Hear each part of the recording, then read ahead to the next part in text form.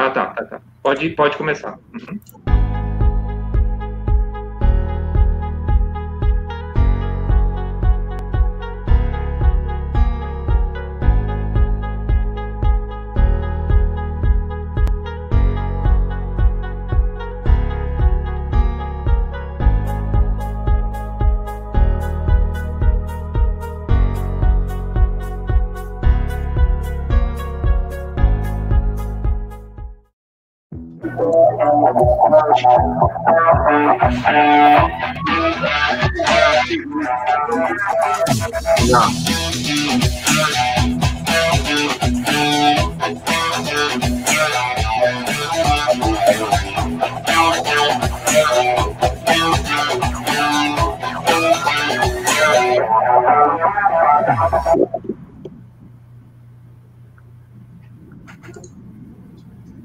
Muito boa tarde.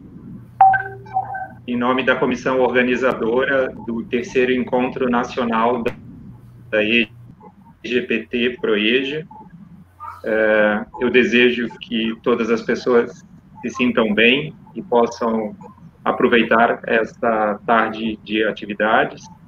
Iniciamos com apresentações orais de pesquisas e no outro momento da tarde estaremos com apresentações de relatos de experiência.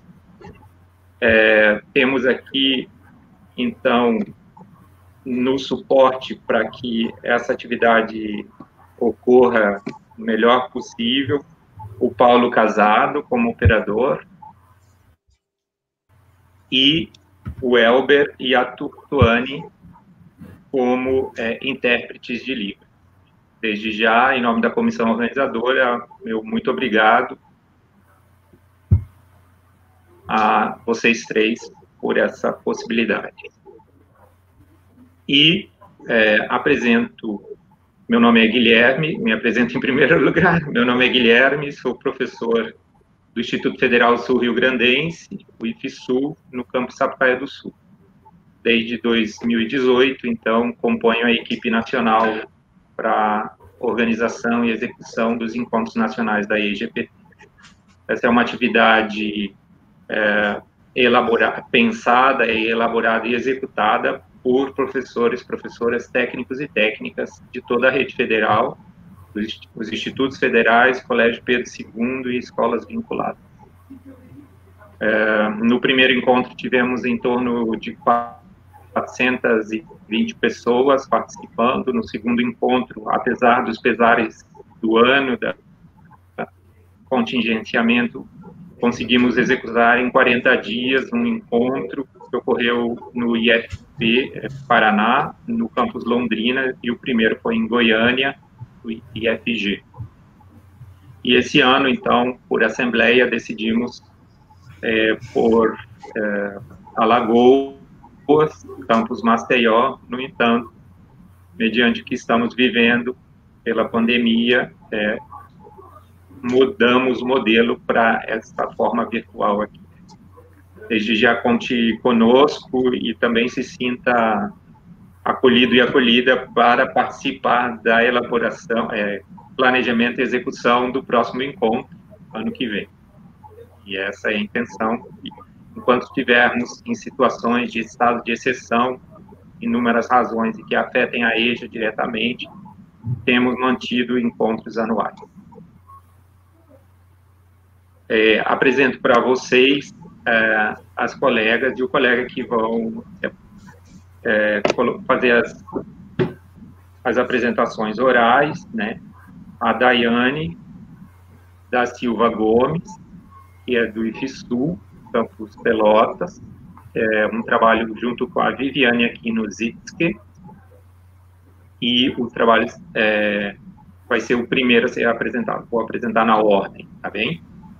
O segundo é o colega Evandro Pereira da Silva, do IFRN, do Rio Grande do Norte.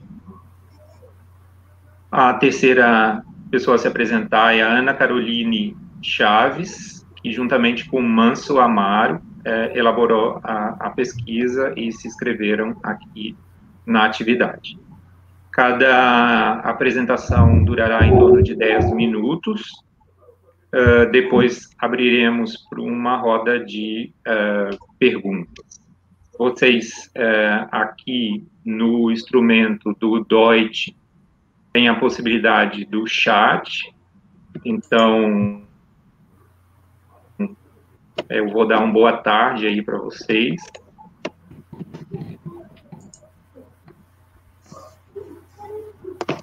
Tentando.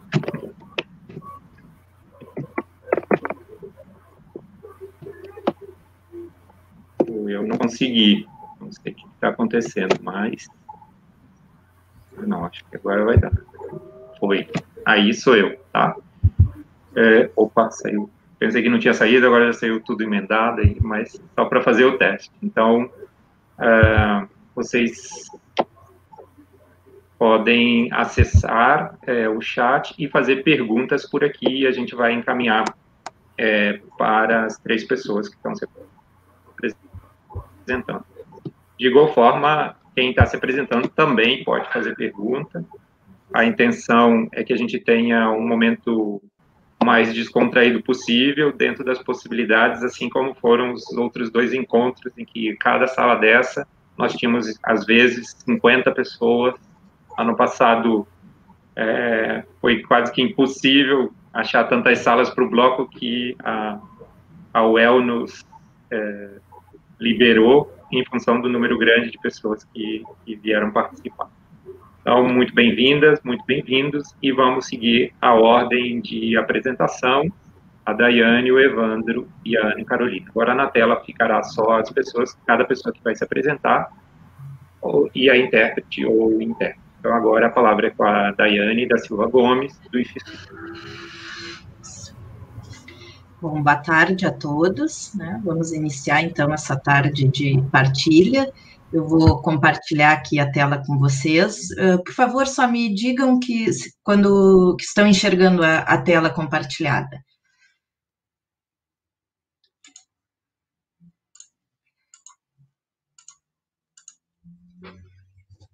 Quando eu puder começar, alguém me diz um ok, por favor.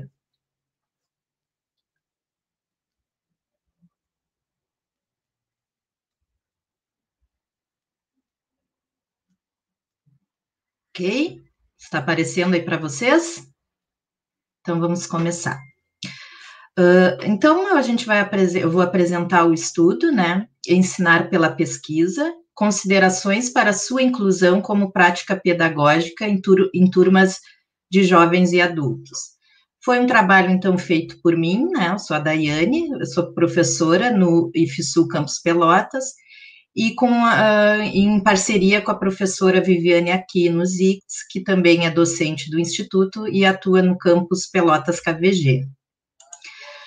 Essa pesquisa, então, foi realizada a partir da experiência de uma das autoras, no caso eu, né, docente no curso técnico em execução, conservação e restauro de edificações, o PROEJA, no Instituto Federal de Educação, Ciência e Tecnologia Sul-Rio-Grandense, Campus Pelotas, né, o conhecido IFSU. O objetivo, então, desse estudo foi apresentar os aspectos relevantes da pesquisa como metodologia de ensino para uma formação crítica e emancipatória de estudantes da educação de jovens e adultos.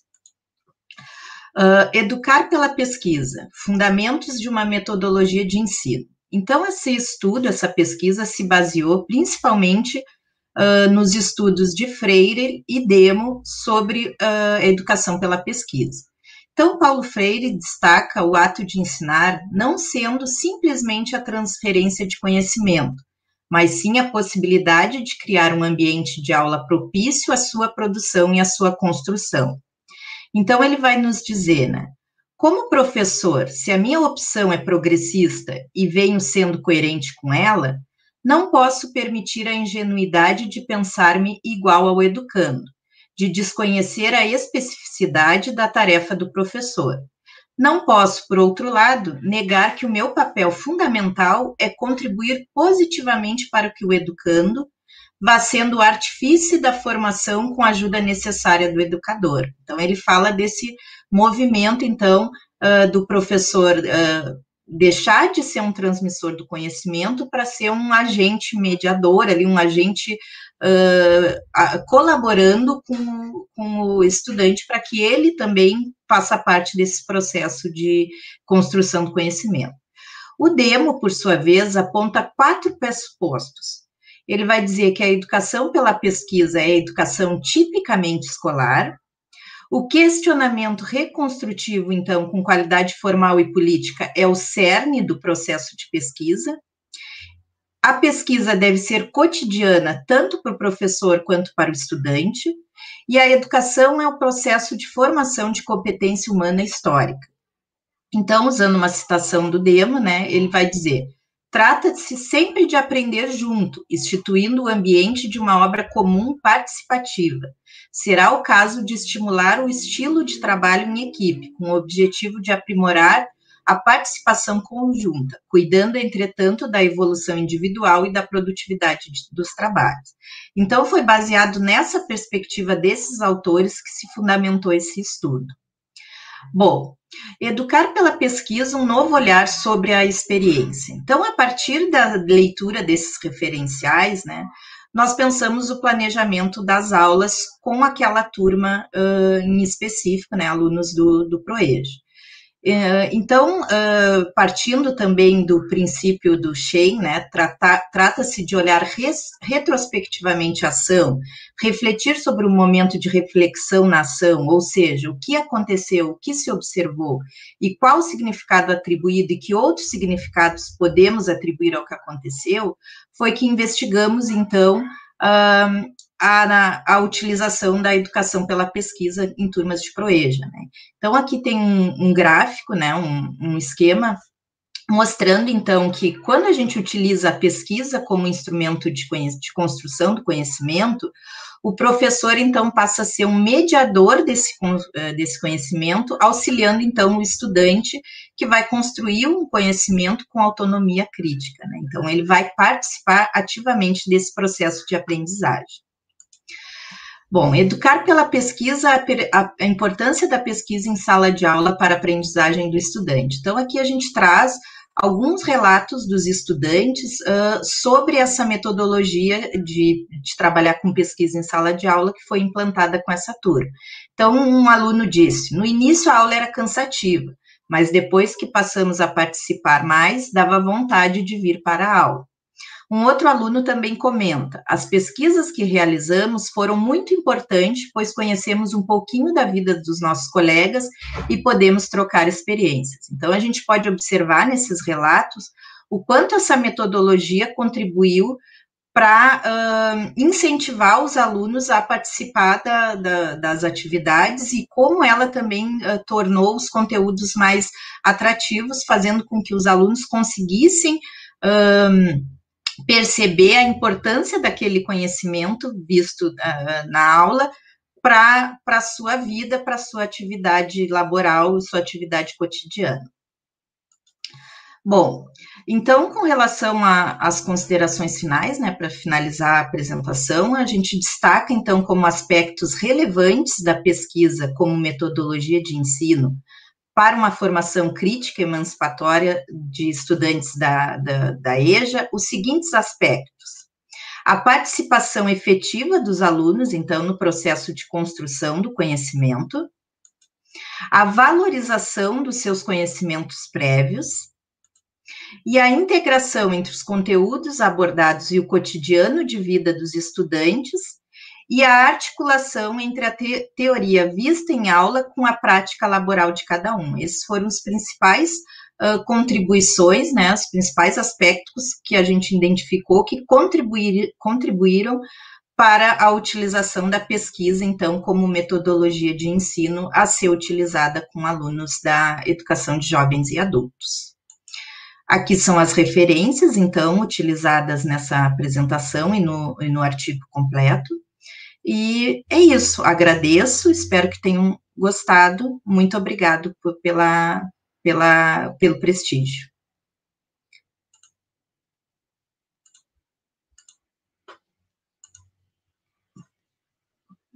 Ok?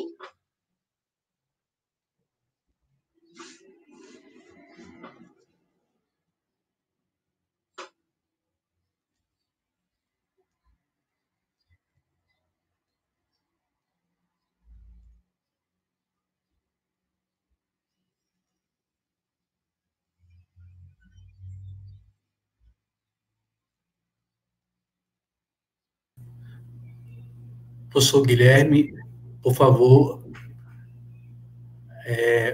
adiante a mediação.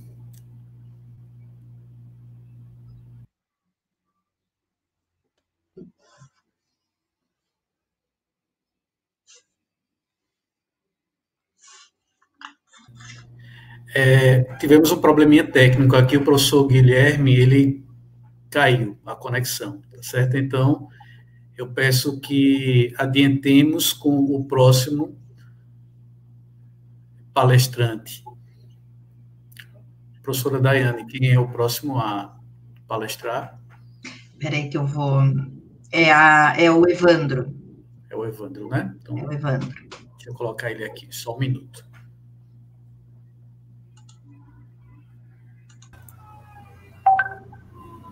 Fica à vontade, Evandro. Ok.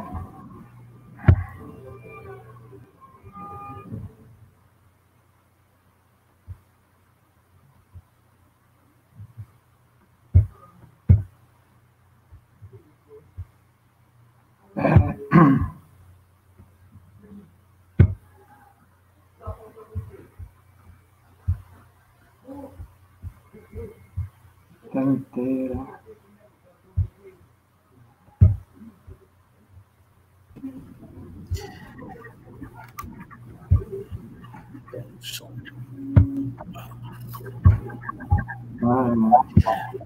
Bom, gente, tivemos um probleminha técnico, infelizmente estamos ao vivo, né, e o mediador, o professor Guilherme, caiu a conexão, né, ele ainda não retornou. Então, eu peço que o professor Evandro assuma a posição. Comparecendo no meu compartilhamento. Posso compartilhar sim, Evandro, só um minutinho, tá bom? Ok.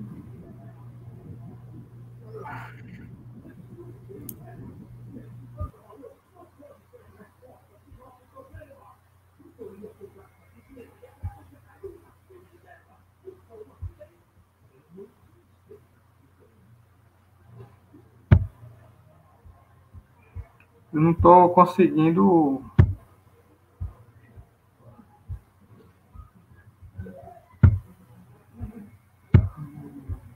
Agora... Está aparecendo...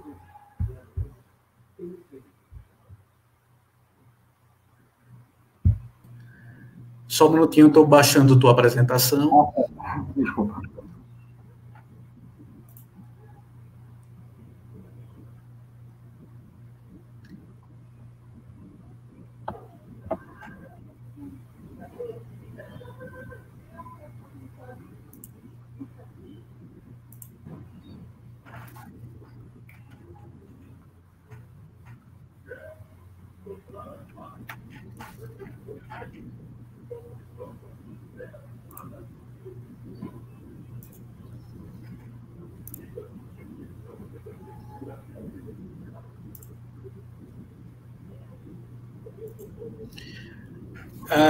Essa apresentação?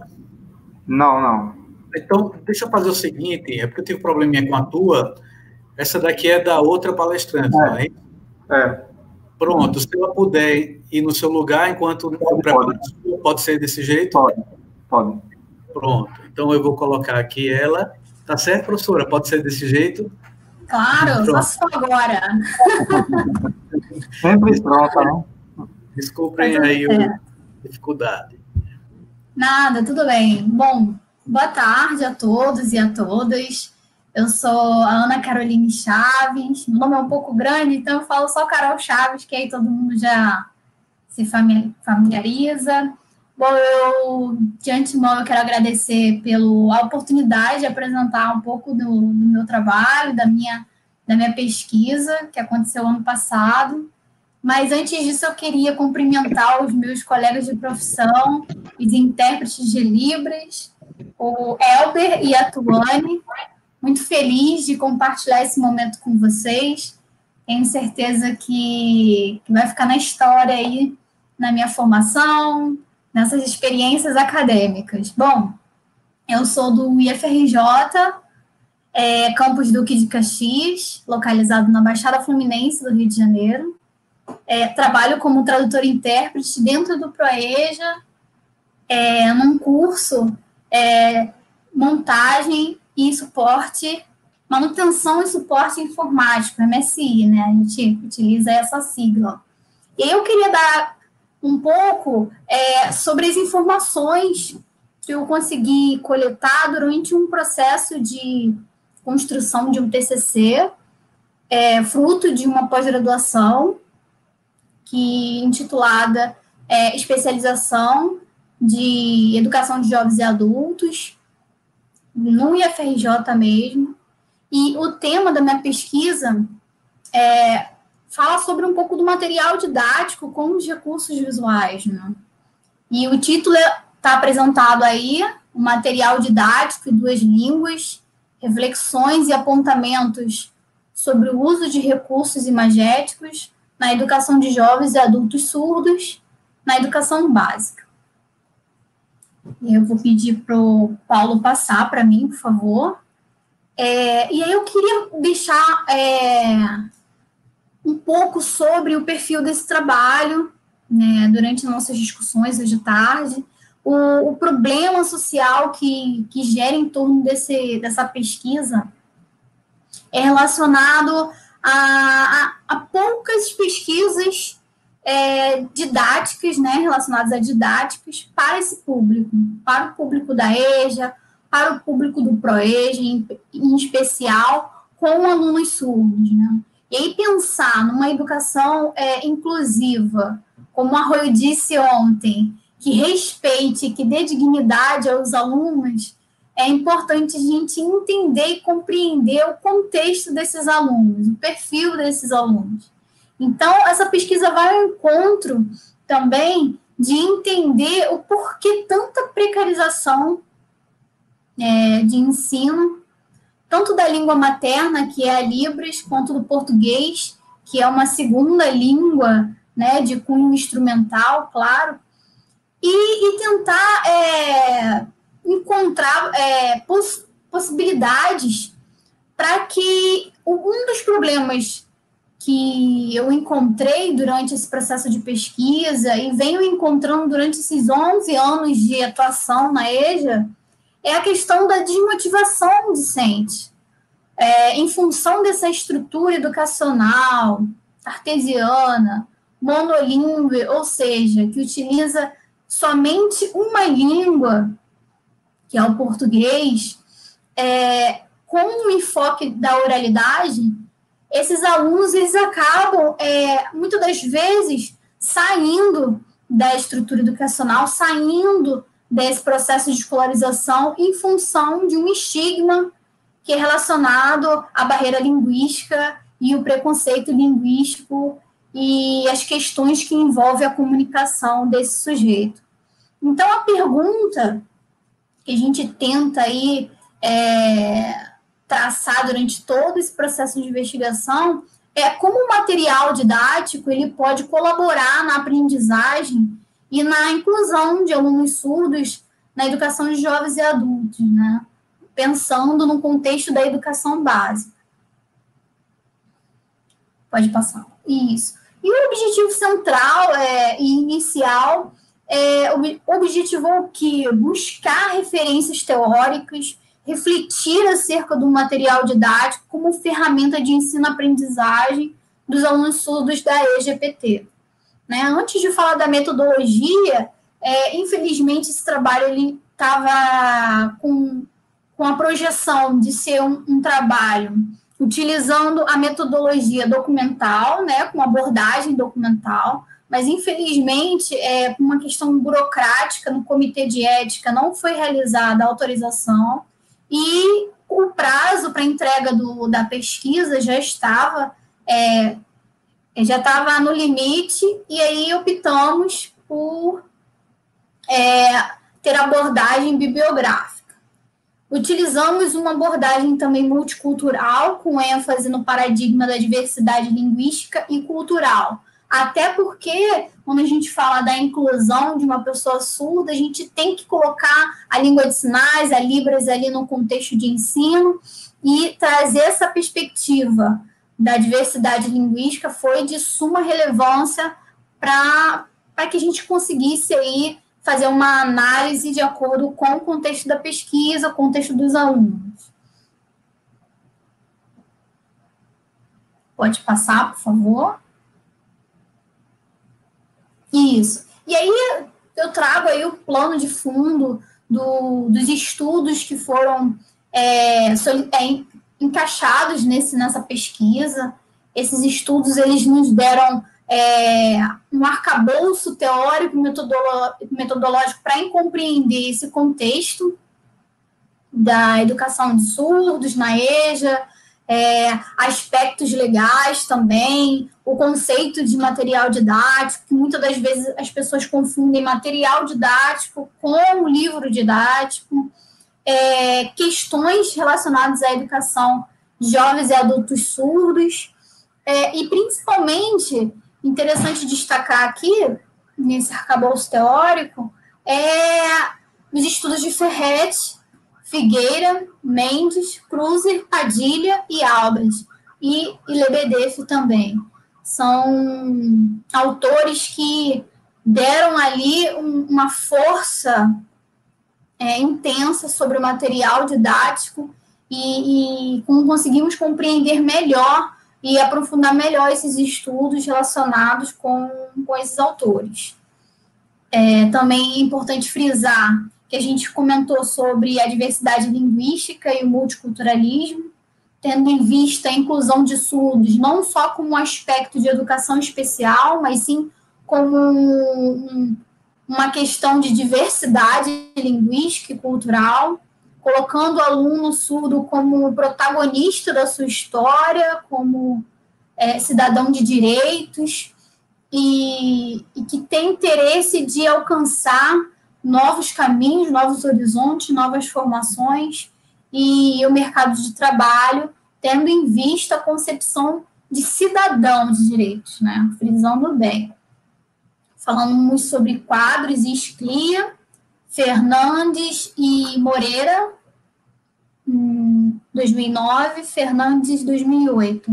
Apresentamos também o contexto da legislação, frisamos também a questão do material didático para a educação da EJA, como utilizar esse material didático, e a partir daí a gente construiu uma análise sobre esse assunto, tendo em vista as peculiaridades desses alunos inclusos em sala regular, em classe regular. Pode passar, Paulo. Bom, e é interessante a gente compreender que nesse processo de apropriação, tanto minha, quanto do meu orientador, quanto de alguns colegas que acompanharam o desenvolvimento dessa pesquisa, os marcos normativos, eles são impactantes, mas o fator multicultural crítico, que traz essa abordagem metodológica, ela transcende em qualquer questão de legislação, né? O que eu quero dizer com isso? Falar sobre a educação de surdos está para além da legislação atual, está para além das nuances que estão postas na lei.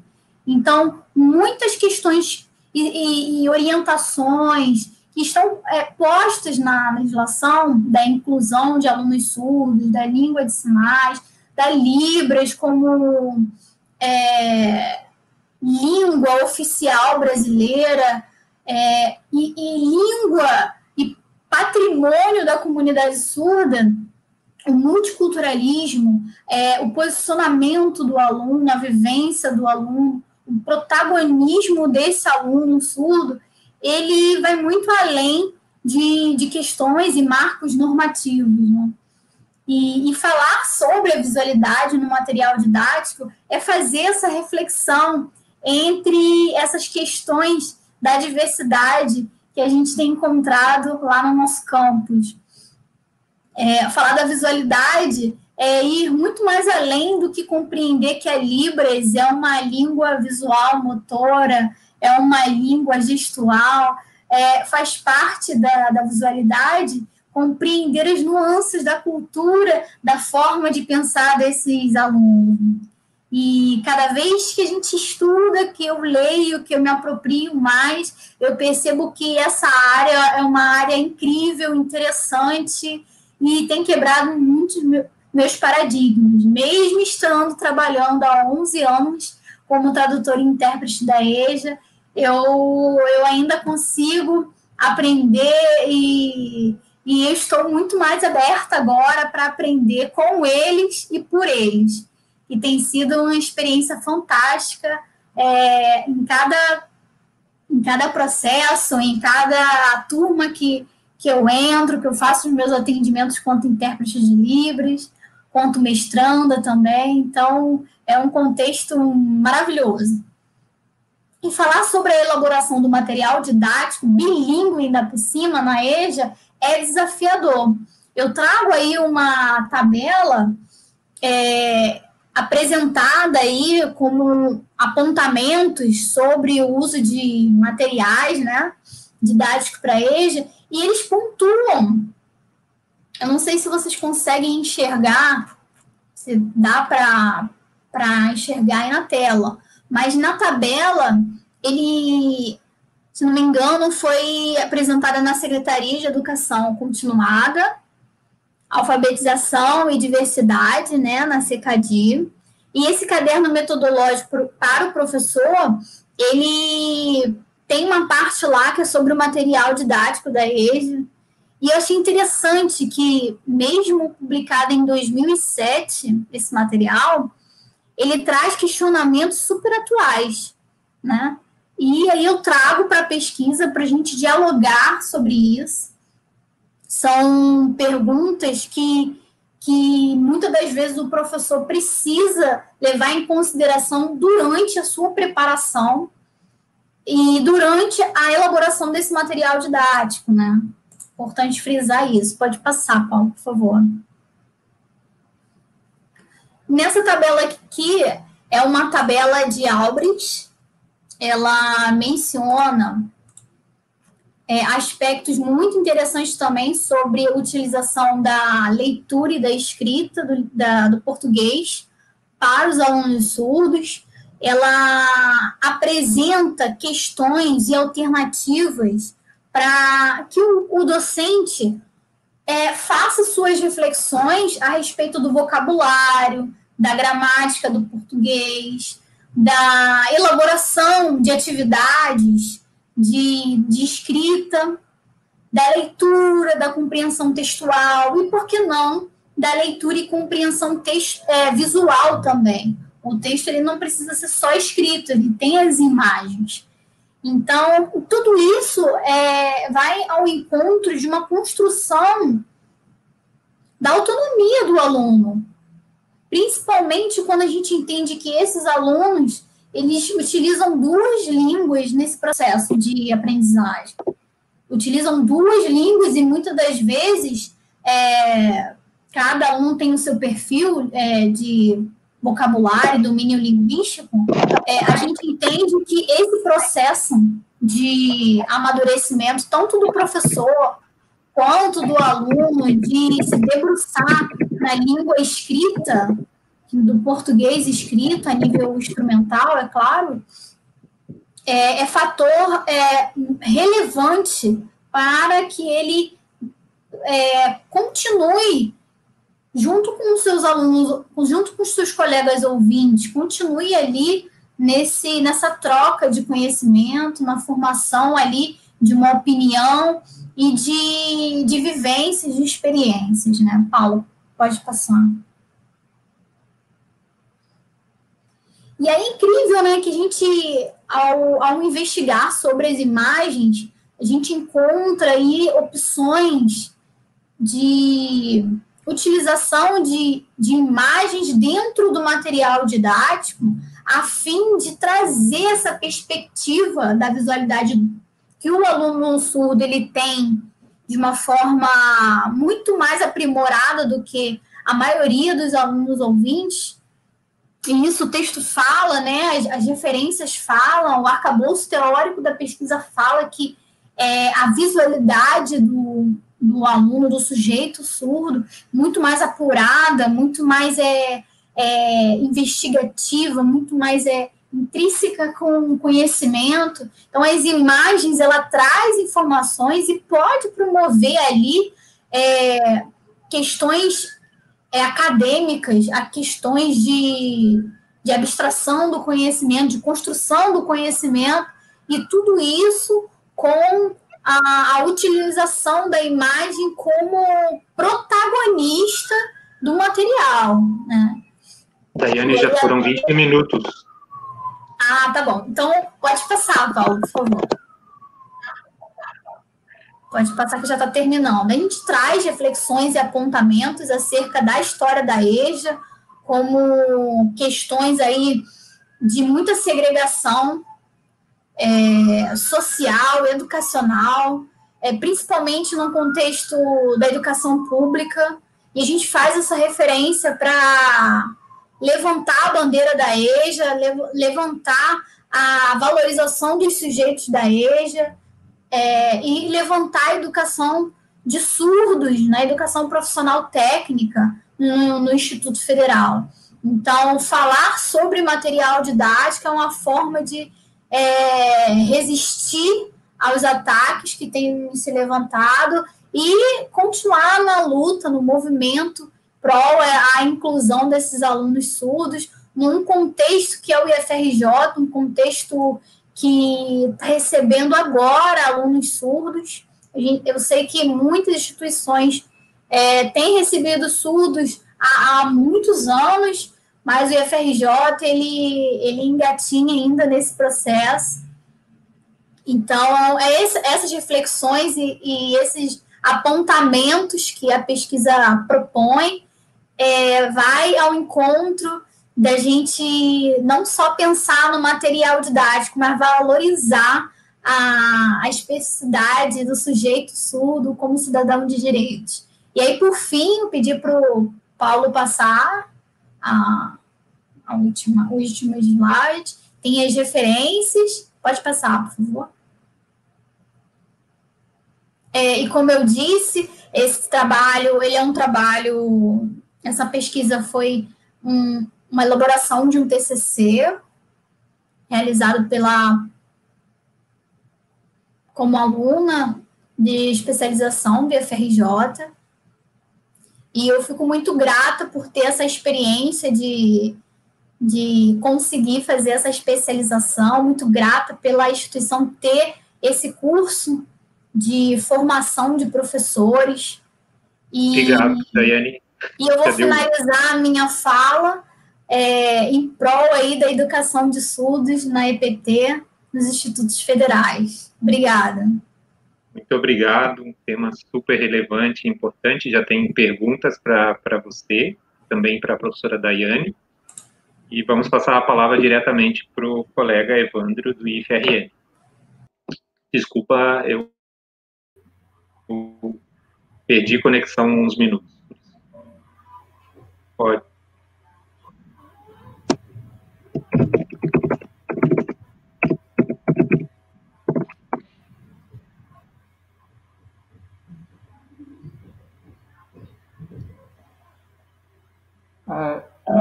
Paulo recebeu o slide aí?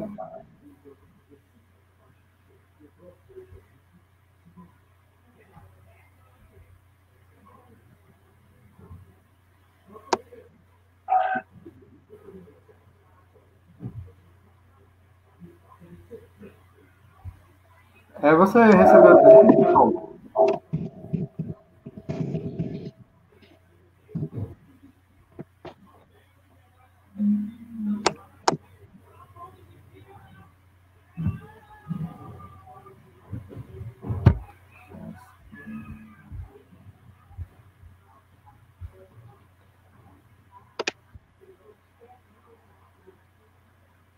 Eu posso sair da tela, Paulo. Pode deixar só o Evandro e o Elber.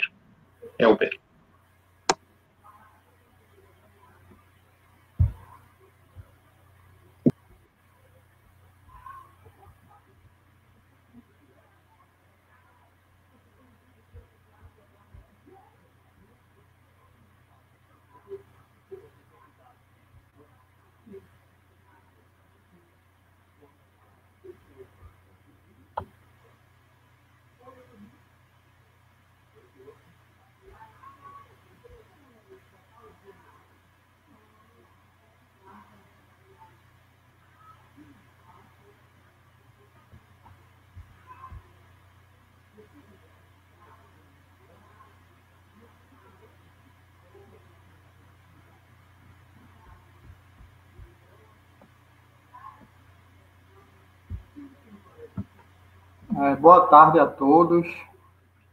Meu nome é Evandro Pereira, sou pedagogo, professor da Prefeitura Municipal do Recife.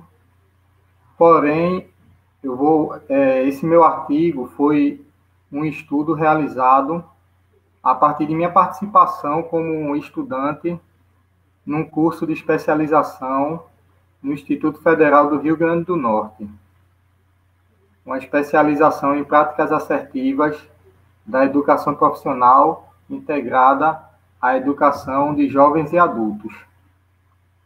Então, nessa especialização, teve o trabalho de conclusão de curso e deste trabalho também fiz este artigo, que é o que eu vou apresentar agora. Tecnologias digitais da informação e comunicação na EJA, possibilidades e limitações. Então, a escolha pela temática se deu a partir dos objetivos do próprio curso de especialização, que, dentre os objetivos, o principal era inserir os professores cursistas dentro do uso das tecnologias digitais da informação e comunicação. Então, os próprios especializandos, eles seriam inseridos dentro das tecnologias digitais através da participação nesta especialização. Ok? Pode passar, Paulo, por favor. Os slides, por favor.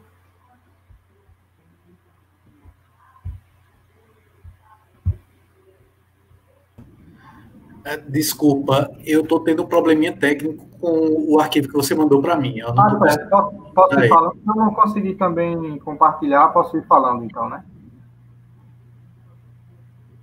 Pronto. Se eu preferir, você pode ir adiantando. Enquanto isso, eu vou ver se consigo resolver o problema. Certo. Então, os objetivos do artigo, né? Este trabalho objetivou realizar uma discussão acerca das possibilidades e limitações do uso das tecnologias digitais da informação e comunicação como ferramentas de garantia do direito à educação com qualidade social na EJA, através da análise da bibliografia estudada no curso de especialização em práticas assertivas da educação profissional integrada à EJA, bem como através da bibliografia estudada por demanda própria. Então, os professores iam sugerindo a bibliografia do curso, tinha também a bibliografia obrigatória, e algumas leituras iam demandando leitura de outros documentos. Ok. Pode passar, por favor, Paulo?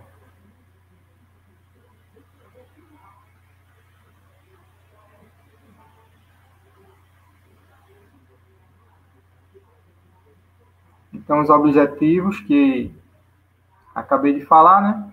Então, trata-se de uma pesquisa, de uma análise bibliográfica, a partir de minha participação como cursista na especialização lá do Instituto Federal do Rio Grande do Norte. Uma especialização que foi 100% online, né? 100% em educação à distância, totalmente EAD. Pode passar, por favor.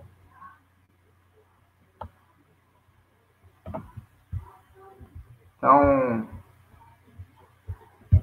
como eu já falei, né, a metodologia, o estudo foi pautado na abordagem qualitativa, que julgamos que seria a melhor abordagem, pois nos permitiria alcançar os objetivos. Partindo da leitura realizada durante a participação no curso de especialização e também literatura demandada por conta própria, através das leituras realizadas. Pode passar, por favor, Paulo.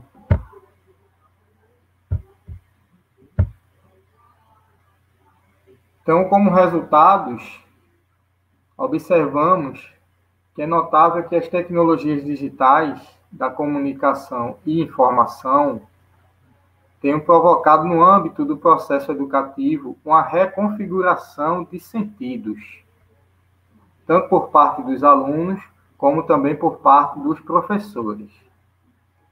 Então, Silva e Almeida fala que a introdução de novos meios tecnológicos no ensino pode potencializar o processo de ensino-aprendizagem, uma vez que modifica a metodologia adotada pelos professores, bem como amplia ao alunado as possibilidades de aprender.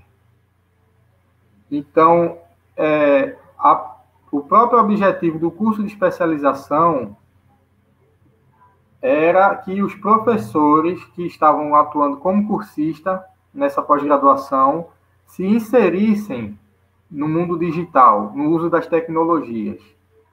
E, sendo assim, já começar pela reconfiguração de sentido do docente. Pode passar, por favor.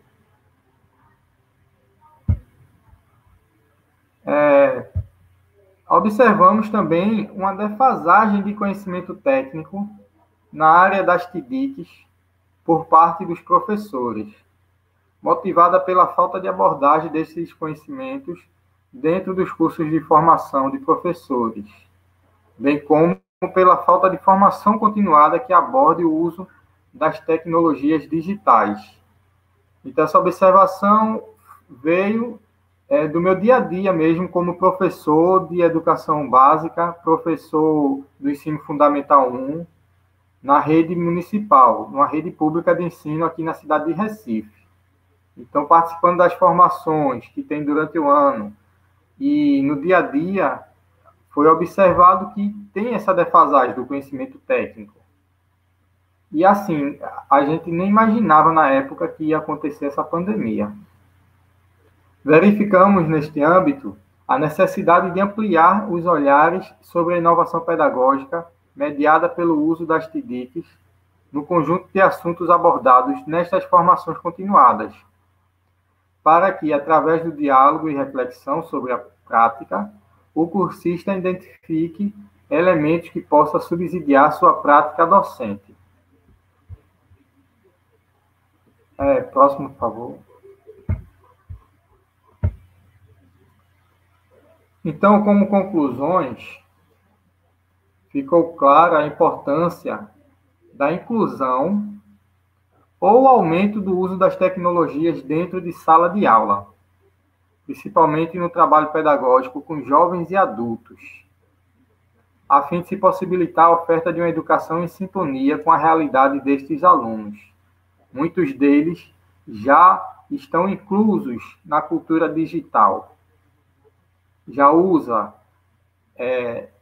apps, já usa redes sociais, porém precisa de uma sistematização desse uso, e isso pode acontecer através da escola.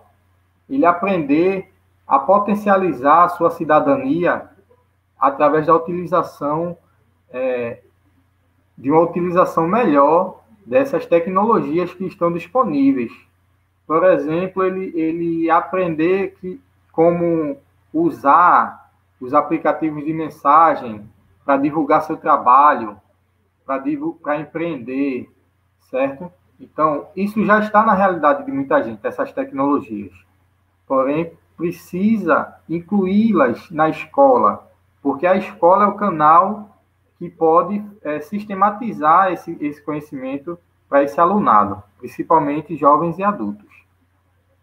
Ratificou-se ainda a necessidade também legítima de se proporcionar a essas pessoas uma nova maneira de uso das TICs, tendo em vista que alguns educandos têm acesso às inovações, mas fazem uma espécie de subutilização das tecnologias disponíveis em seu dia a dia.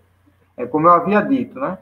Ele pode potencializar esse app de mensagem, ele pode potencializar essa rede social, tanto para empreender, como também para procurar emprego, tá certo?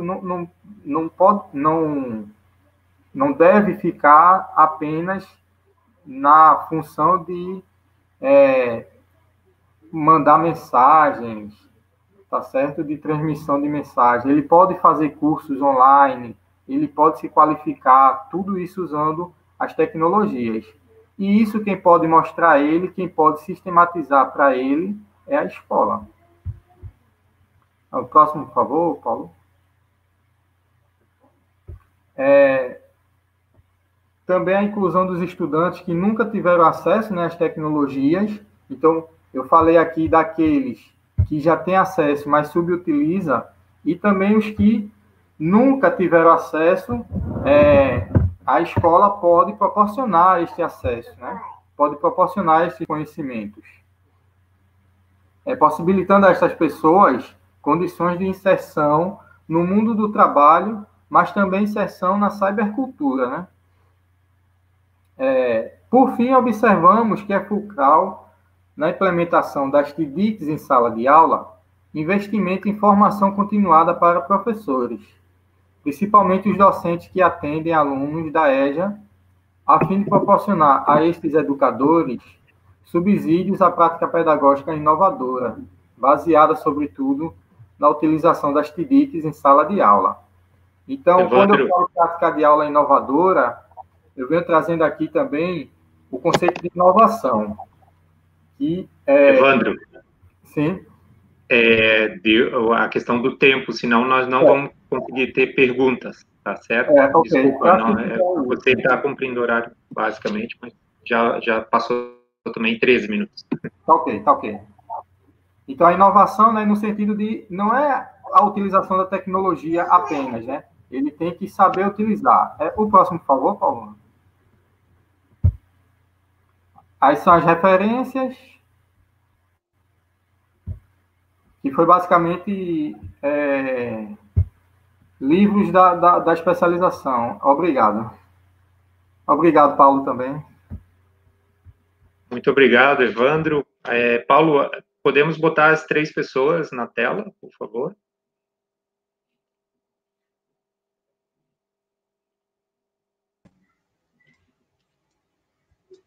Então, nós temos aí perguntas para vocês 3, né? Eu já repassei as perguntas da Daiane, 2 para a Daiane, uma para a Ana Carolina.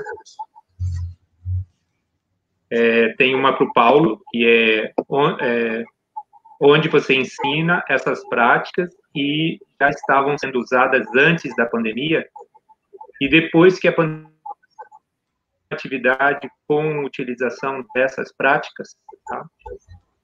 Eu botei ali no nosso chat privado também para ti, Evandro, dar uma listinha na pergunta. Não sei se a Daiane começa, que foi a primeira a ter perguntas.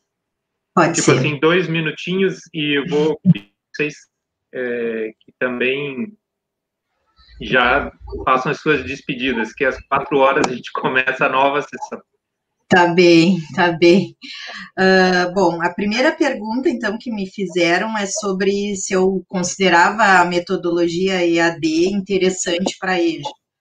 Primeiro que eu acho que ela é uma modalidade, né? Nós temos o ensino presencial e o ensino EAD.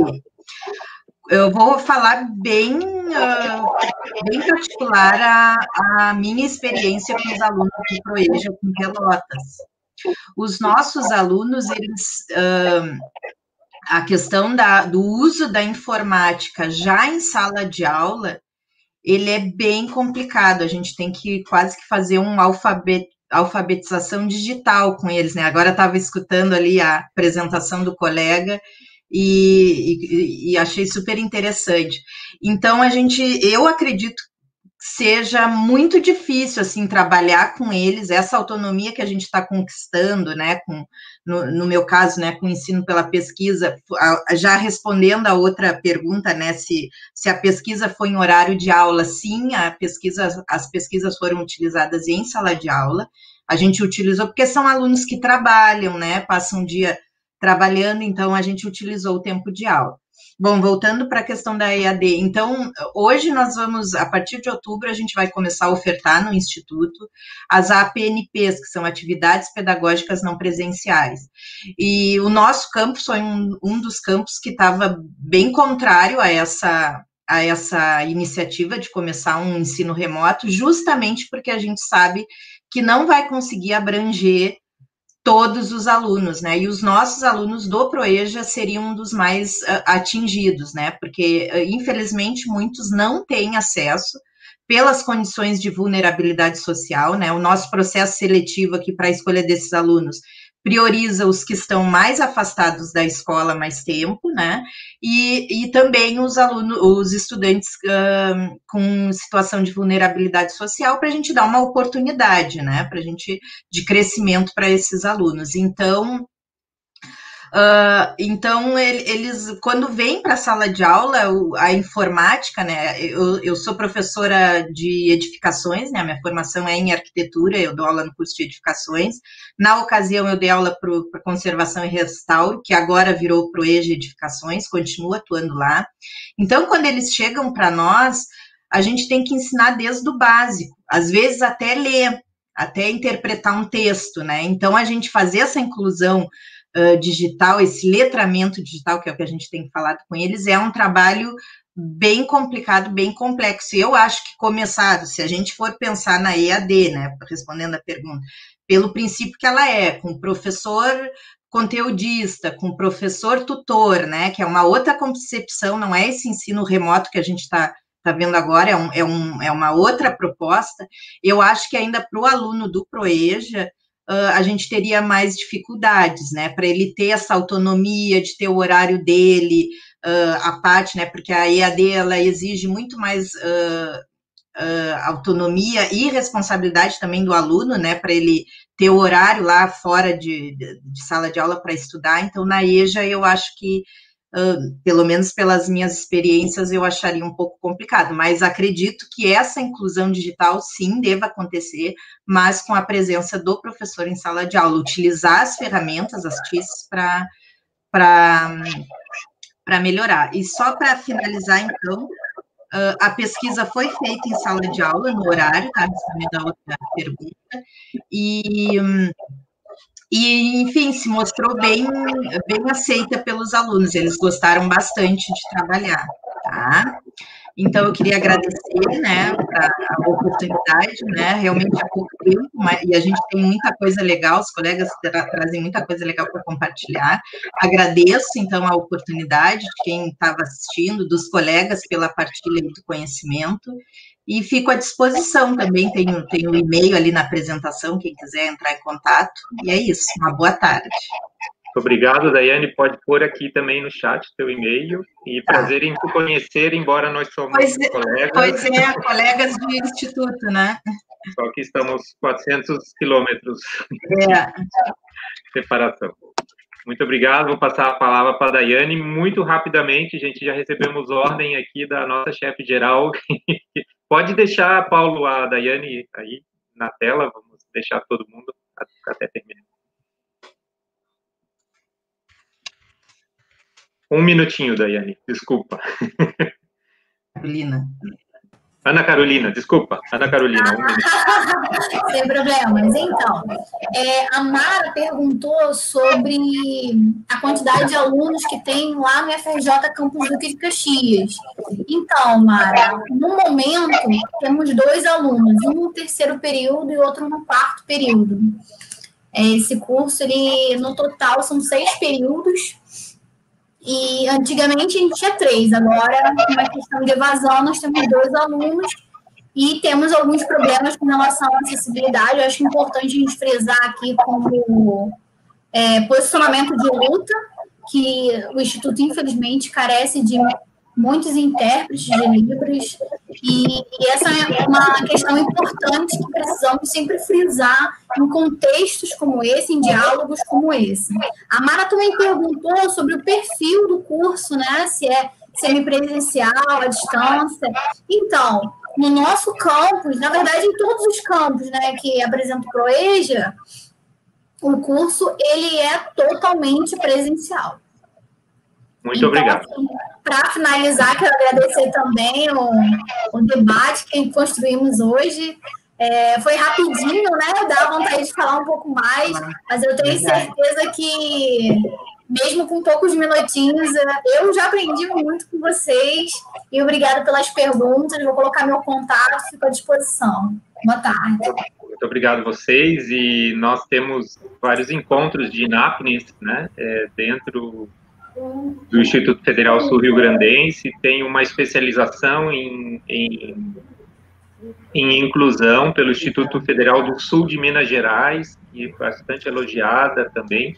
Então, nós estamos com muitas opções nessa área, né? E o que a Daiane ressalta também é algo bastante importante na produção de material específicos para a EJA, né?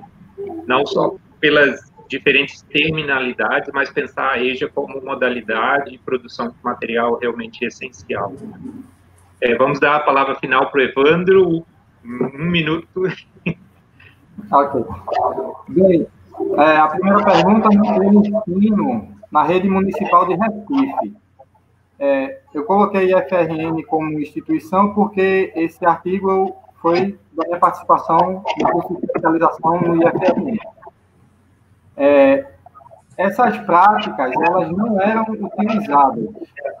Apesar de a escola onde eu ensinar ter tablet, mesa interativa, muitas tecnologias que a prefeitura disponibiliza, não era utilizado, até mesmo por conta de o professor não conhecer essas tecnologias.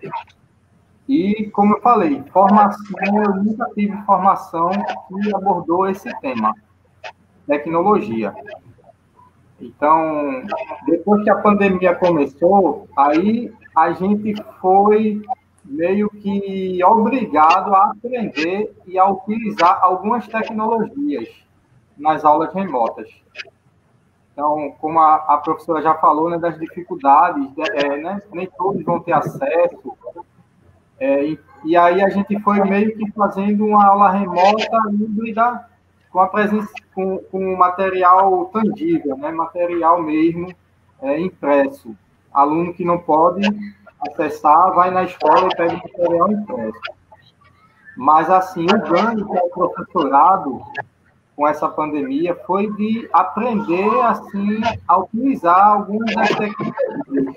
Por exemplo, mandar atividades via formulário do Google, né? Mandar questionário via formulário, fazer videoaulas. Só para finalizar, eu gostaria de agradecer ao professor Guilherme, agradecer a Paulo, aos intérpretes, às companheiras, né, que apresentaram junto comigo e a quem está assistindo. Obrigado. Muito obrigado. Muito obrigado, Evandro, e, de fato, o desafio que foi teu e que é nosso, né, e frente a essa situação de pandemia e pensar as APNPs, como a gente está chamando aqui na experiência do IFSU, é algo muito importante. De fato, 3 pessoas, 3 pesquisas, mas com grandes potencialidades. A gente só tem a agradecer, enquanto comissão organizadora, pela participação de vocês, e oxalá, ano que vem, possamos nos conhecer ao vivo e a cores no 4º encontro da EGPT ProEja da Rede Federal. Muito obrigado quem estava presente, todas as pessoas aqui que se manifestaram, e prosseguimos com os relatos de experiência já. Um abraço. Até lá, muito obrigado à colega intérprete, ao colega intérprete e ao Paulo na mesa aí, resolvendo os nossos pepinos. Tchau, pessoal. Uma boa tarde. Tchau.